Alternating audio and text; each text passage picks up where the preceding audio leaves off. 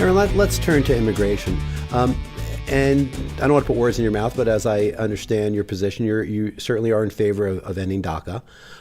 So can you explain your position in terms of amnesty for those that would, or lack of amnesty for those that would fall kind of in that gap, people that have been here for many years and now if DACA were to end, what would happen to them? What do you believe should happen to them? Well, in terms of my position in DACA, there's a process outside of DACA for people who come here and are human trafficked. We have different types of visas. And they, many of these individuals may have qualified for those visas.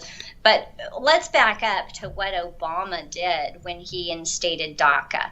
Okay, he did it, I don't know if you call it by fiat. He basically just went out on his own and he worked with a U.S.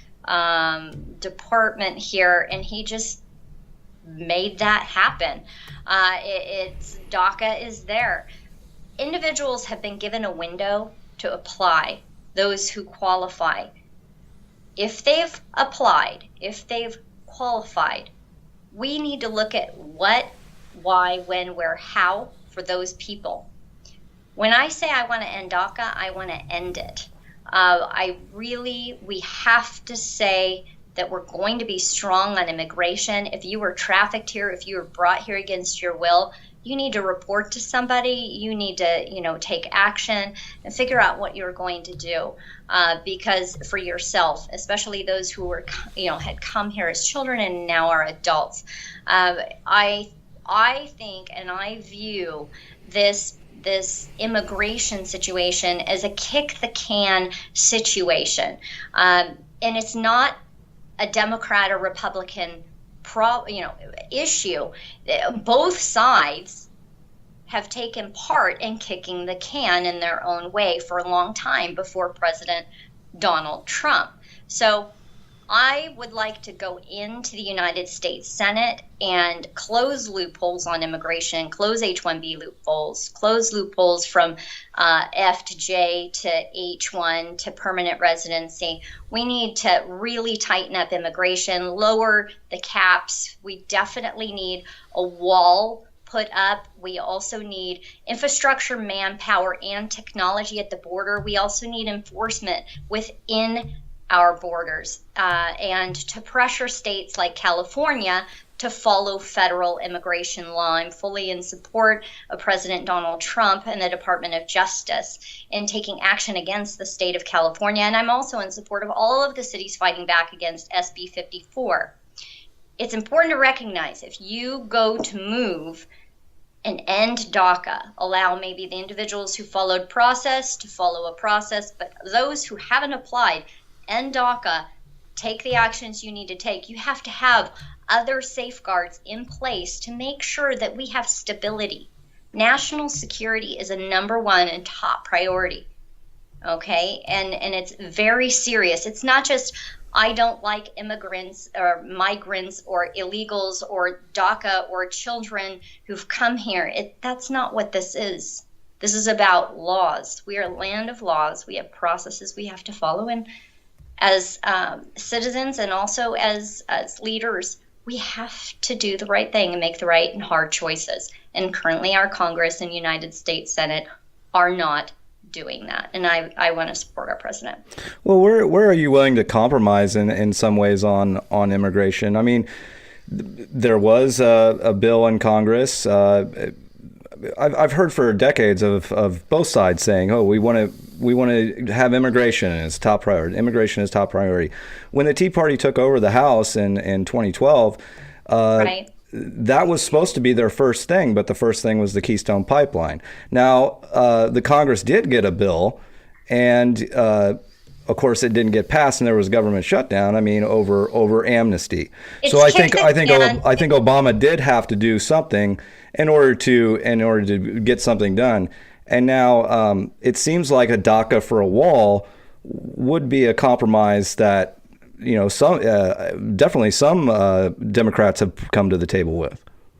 Well, and I believe that Donald Trump is a very good chess player, right? He said, hey, we can do this if you do this, DACA for the wall.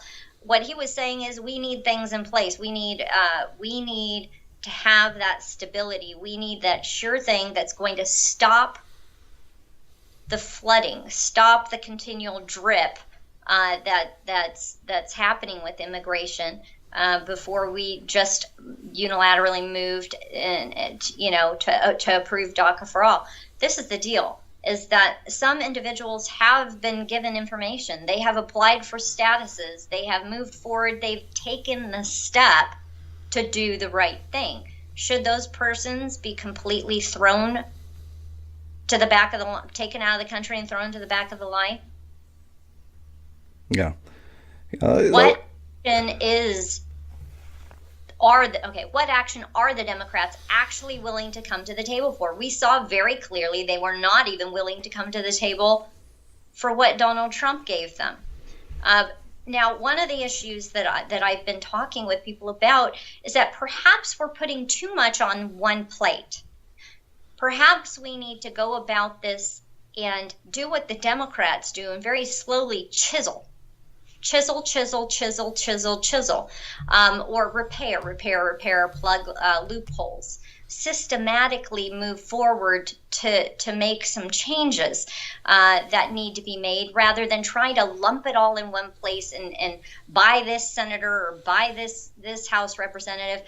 The American people, this is a fact, the American people are the ones who are being ripped off, and the DACA recipients or applicants are the ones being used as pawns.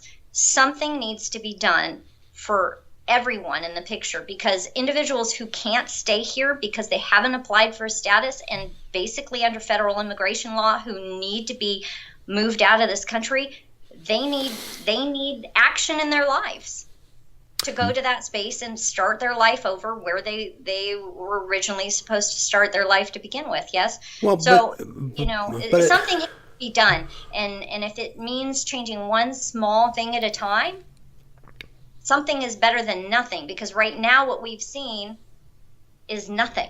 Well, you say that they should go back to where they should be. I mean, fait accompli is that they are here. They are contributing members of the society here. So it depends on how they came here, remember? Mm-hmm. I think it's important to recognize, I mean, are you talking about strictly those people who fall under DACA? Generally, yes. Mm-hmm.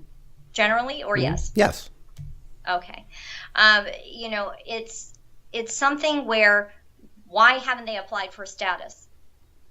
If they've applied for a status, then let's deal with the situation and let's take a look. If they haven't applied for a status, why haven't they? Well, I think many have applied for a status, and it just hasn't happened.